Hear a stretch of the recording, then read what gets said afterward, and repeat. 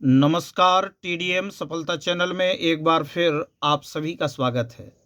आज के इस वीडियो में कक्षा 10 गणित समग्र शिक्षा अभियान एनसीईआरटी पैटर्न पर आधारित न्यू सिलेबस के अनुसार आप इस गणित के थर्ड चैप्टर दो चर वाले रैखिक समीकरण युग्म की प्रश्नावली 3.1 के प्रश्न क्रमांक 4 तक हम प्रश्नों को हल कर चुके थे।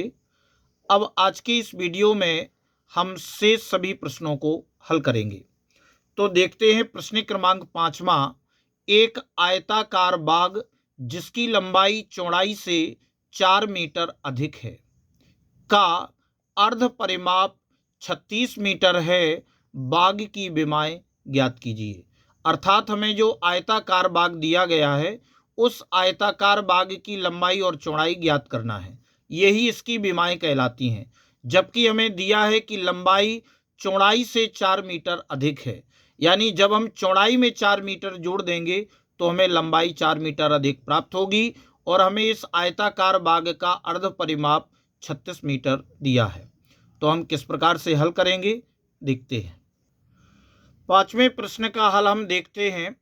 माना आयताकार बाग की लंबाई x मीटर, हमने इसको मान लिया, तथा आयताकार बाग की चौड़ाई बराबर y मीटर है। तो हमने लंबाई को x मीटर और चौड़ाई को y मीटर मान लिया। बाग जो हमारा आयताकार बाग है। तो अब प्रश्न के अनुसार हम करेंगे कि लंबाई चौड़ाई से 4 मीटर क्या है, अधिक है। लंबाई चौड़ाई से 4 मीटर अधिक है। तो आपकी ये लंबाई है और ये आपकी चौड़ाई है। तो लंबाई 4 मीटर चौड़ाई से कब अधिक होगी, जब हम चौड़ाई में 4 मीटर जोड़ देंगे तो लंबाई अधिक हो जाएगी। अब इसको हल किया तो x माइनस वाई बराबर 4, समीकरण 1। अब आगे पुनः प्रश्नानुसार प्रश्न कहता है कि आयताकार बाग का अर्ध परिमाप 36 मीटर है। तो हम अर्ध परिमाप का सूत्र जानते हैं, 2 इंटू लंबाई धन चौड़ाई। तो आपका ये 2 इंटू लंबाई धन चौड़ाई, चूंकि अर्ध परिमाप है तो हम इसको आधा कर देंगे। जे परिमाप का सूत्र है, जब हम इसमें 2 का भाग देंगे या 1/2 का इसमें गुणा कर देंगे तो आधा हो जाएगा, जो कि हमें 36 मीटर दिया गया है। जब हम इसे आगे सरल करेंगे तो आपका ये 2 से 2 ये आपका कैंसिल हो जाएगा, 2 से 2 कैंसिल हो जाएगा और x प्लस वाई बराबर 36, ये हो गया समीकरण 2। अब हम इसको समीकरण 1 और 2 को जोड़ने पर हमें समीकरण 1 और 2 जो प्राप्त हुआ है, जब हम इन दोनों को जोड़ेंगे तो लेफ्ट लेफ्ट जोड़ देंगे और राइट राइट जोड़ देंगे। तो लेफ्ट पक्ष में लिखा है x माइनस वाई और इसमें लिखा है x प्लस वाई बराबर 4 और प्लस 36। बाएं पक्ष जोड़ दिए और दायां पक्ष।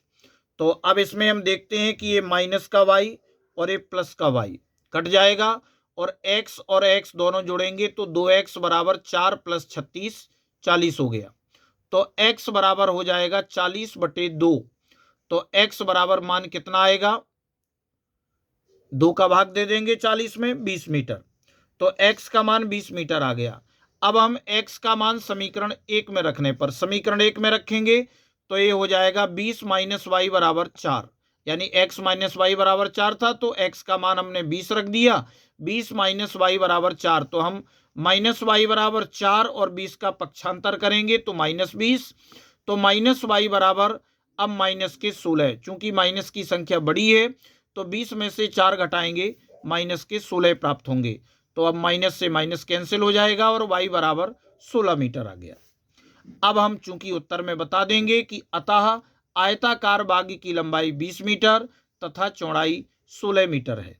या तो हम इस प्रकार से हल कर सकते हैं और या फिर अगर हमें इस प्रकार से नहीं करना है तो हम समीकरण 1 और 2 से आलेखीय विधि से हल करके और जब हम इन बिंदुओं को ग्राफीय निरूपण में दर्शाएंगे तो हमें x और y के मान 20 मीटर और 16 मीटर प्राप्त होंगे।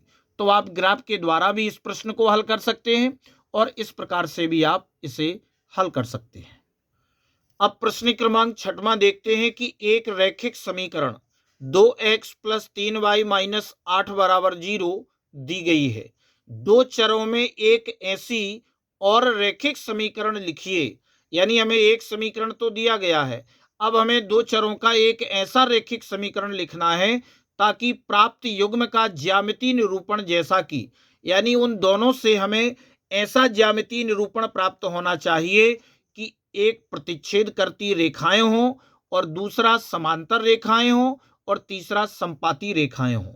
तो हम इन तीनों कंडीशनों को किस प्रकार से हल करेंगे देखते हैं। प्रश्न क्रमांक 6 का हल, दिया गया रैखिक समीकरण, जो हमें समीकरण दिया गया है 2x + 3y - 8 = 0, ये हमें समीकरण दिया गया है, तो हमने इसको समीकरण 1 मान लिया। अब सबसे पहली जो हमारी कंडीशन है वो ये है कि प्रतिच्छेदी रेखाओं के लिए, यानी प्रतिच्छेद करती हुई रेखा हो, प्रतिच्छेद करती रेखाएं हो तो कब प्रतिच्छेद करेंगी, जब a1/a2 बराबर नहीं है, b1/b2 होना चाहिए, यानी ये कंडीशन होनी चाहिए, तब रेखाएं क्या करती हैं, प्रतिच्छेद करती हैं। तो अतः प्रतिच्छेदी रेखा के लिए निम्न रैखिक समीकरण, हम कोई सा भी समीकरण ऐसा बनाएंगे तो लिखा कि 3x + 2y + 5 = 0। आप किसी भी रूप में इस समीकरण को लिख सकते हैं, बशर्ते इतना नहीं होना चाहिए, यानी हमें इस प्रकार से समीकरण को लिखना है कि हमारी जो कंडीशन बनेगी वह a1/a2 बराबर नहीं है, b1/b2 होना चाहिए। अब इस प्रकार से दूसरे में कहा गया है कि समांतर रेखाओं के लिए, तो समांतर रेखाओं के लिए हम जानते हैं कि a1/a2 बराबर b1/b2 बराबर नहीं है, c1/c2 होना चाहिए। तो अतः समीकरण 1 के समांतर रेखा के लिए निम्न रेखा समीकरण 4x + 6y - 5 = 0, यानी इस समीकरण 1 के समांतर ये जब समीकरण हम लिखेंगे तो हमें समांतर रेखाएं प्राप्त होंगी जिनका कोई हल नहीं होगा। इसके बाद तीसरी कंडीशन में है संपाती रेखाओं के लिए। तो संपाती रेखाओं के लिए क्या कंडीशन होनी चाहिए, a1/a2 बराबर b1/b2 बराबर c1/c2 होना चाहिए, यानी ये कंडीशन इस प्रकार के मान होना चाहिए। तो समीकरण 1 के संपाती रेखा के लिए निम्न रेखा समीकरण 6x + 9y - 24 = 0। इस प्रकार से आप इस 6वें प्रश्न के तीनों कंडीशनों को आप इस प्रकार से लिख करके बता देंगे। अब इस प्रश्नावली 3.1 का अंतिम प्रश्न 7वां है, समीकरणों x - y + 1 = 0 और 3x + 2y - 12 = 0 का ग्राफ खींचिए। x अक्ष और इन रेखाओं से बने त्रिभुज के शीर्षों के निर्देशांक ज्ञात कीजिए और त्रिभुजाकार पटल को छायांकित कीजिए। तो हमें सबसे पहले समीकरण 1 जो समीकरण 2 दिया गया है, इन समीकरणों से हमें ग्राफ खींचना है, फिर x अक्ष इन रेखाओं से बने त्रिभुज के शीर्षों के निर्देशांक भी ज्ञात करना है और त्रिभुजाकार जो हमें पटल प्राप्त होगा उसको हमें छायांकित करना है। तो हम किस प्रकार से करेंगे देखते हैं। तो 7वें प्रश्न का हल में हम देखते हैं, दिए गए समीकरण हमें दिया है x - y + 1 = 0, समीकरण 1, और 3x + 2y - 12 = 0, समीकरण 2। अब आगे जब हम इसे हल करेंगे तो समीकरण 1 से, समीकरण 1 हमने उतारा x - y + 1 = 0, जब इसे हल करेंगे तो x बराबर, इसका पक्षांतर किया तो प्लस का y, इसका पक्षांतर किया तो -1 में। अब इसमें हम मान रखेंगे y बराबर 0 रखने पर, तो x बराबर 0 - 1 बराबर -1, फिर y बराबर 1 रखने पर x बराबर 1 - 1 बराबर 0, y बराबर 2 रखने पर x बराबर 2 - 1 बराबर 1। तो जब हमने y का मान 0 रखा तो हमें x का मान -1 प्राप्त हुआ। जब हमने y बराबर 1 रखा तो हमें x का मान 0 मिला। जब हमने y बराबर 2 रखा तो हमें x का मान +1 प्राप्त हुआ। अब इसी प्रकार से हम समीकरण 2 से 2 को देखेंगे, 3x + 2y - 12 = 0, जब इसे सरल करेंगे तो 3x बराबर 12 और माइनस के 2y, सरल किया तो x बराबर 12 - 2y/3 में। अब हम इसमें मान रखेंगे तो y बराबर 0 रखने पर x बराबर 12 माइनस 2 गुणा 0/3, तो 12 माइनस 0/3, 12/3, 3 चौके 12, 3 एकम 3 और 3 चौके 12, तो हमें x का मान 4 मिला। फिर y बराबर 3 रखने पर x बराबर 12 माइनस 2 गुणा 3/3 बराबर 12 माइनस 2 तिहाई 6/3, 12 में से 6 घटाए तो 6/3, 3 एकम 3 और 3 दूनी 6, हमें x का मान 2 मिला। फिर आगे y बराबर 6 रखने पर x बराबर 12 माइनस 2 गुणा 6/3 बराबर हो गया 12 माइनस 6 दूनी 12/3, 12 में से 12 माइनस किए तो 0/3, 3 का भाग 0 में दिया, 0 आ गया। तो आप देखते हैं कि y बराबर 0 रखने पर हमें x का मान 4 मिला, y बराबर 3 रखने पर हमें x का मान 2 मिला, y बराबर 6 रखने पर हमें x का मान 0 मिला। अब हम क्या करेंगे, इन सभी मानों से इन सभी मानों को अब हम ग्राफ में दर्शाएंगे। अब इस ग्राफ में हम मानों को दर्शाएंगे तो सबसे पहले आपका दिया है -1 और 0, तो -1 और 0, तो ये आपका हो जाएगा -1 और 0। इसके बाद दिया है 0 और 1, x का 0 है और y का 1, तो ये आपका बनेगा यहाँ पर 0 1।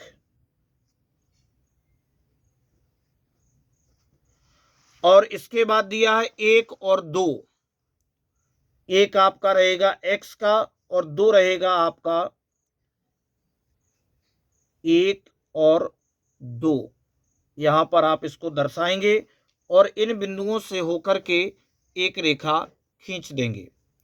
इसके बाद फिर दूसरे मानों को हम दर्शाएंगे 4 और 0, 4 रहेगा हमारा x का और y का मान रहेगा 0, तो ये हो जाएगा आपका 4 0। और इसके बाद 2 और 3, x का मान 2 और y का मान 3, तो ये आपका यहाँ पर बनेगा 2 3। इसके बाद दिया है हमें 0 6, 0 6, तो 0 x का रहेगा और 6 रहेगा y का मान 0 6। अब यहाँ पर हम दर्शाएंगे, इसको मान लेंगे a और यहाँ पर नाम देंगे b और यहाँ पर नाम देंगे c x अक्ष पर। तो अब आप देखेंगे इसमें कि दी गई रेखाओं से प्राप्त ग्राफ द्वारा त्रिभुज ABC बना, ABC बना, जिसमें a आपका 2 3 और b -1 0 तथा c 4 0 त्रिभुज के शीर्ष हैं। तो ये आपका त्रिभुज बना हुआ है और इस त्रिभुज के तीनों शीर्ष हैं। इस त्रिभुज के क्षेत्र को आकृति में दर्शाए अनुसार छायांकित किया गया है, तो हम इसको छायांकित कर देंगे। तो इस प्रकार से इस वीडियो में बस इतना ही। नेक्स्ट वीडियो में हम अगले प्रश्नों को हल करेंगे। अगर आपको ये वीडियो अच्छा लगा हो तो वीडियो के लिए कमेंट और शेयर अवश्य करें, और आप इन सभी वीडियो को TDM सफलता चैनल की प्लेलिस्ट में जाकर के क्रमवाइज सभी वीडियो को देख सकते हैं। धन्यवाद।